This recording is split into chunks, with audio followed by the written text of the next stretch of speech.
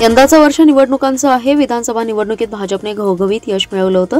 हीच परंपरा राखत सांगली जिल्ह्यामध्ये स्थानिक स्वराज्य संस्थांच्या निवडणुकांमध्ये भारतीय जनता पार्टीचा झेंडा फडकवणार असल्याची ग्वाही भाजपचे जिल्हाध्यक्ष सम्राट महाडिक यांनी पेटनाका येथे दिली आहे। पक्षाने दिलेल्या चाकोरीतून काम करताना जुन्या नव्या कार्यकर्त्यांचा मेळ घालण्याला प्राधान्य असल्याचंही त्यांनी सांगितलं।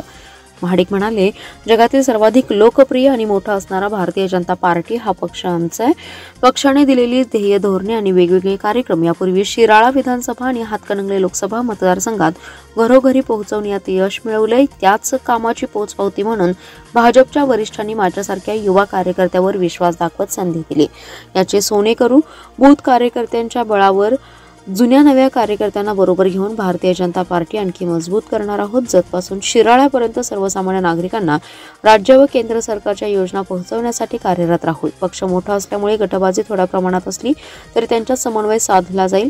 जिल्ह्यातील अनेक ज्येष्ठ जाणते नेते कार्यकर्ते माझ्यासारख्या युवा कार्यकर्त्याला आशीर्वाद देतील।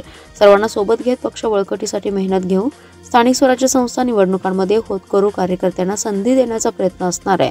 मित्रपक्षांच्या बरोबर राहून महायुतीबाबत वरिष्ठ पातळीवर जो निर्णय होईल तो पाळला जाईल अशी ग्वाहीही त्यांनी यावेळी दिली आहे।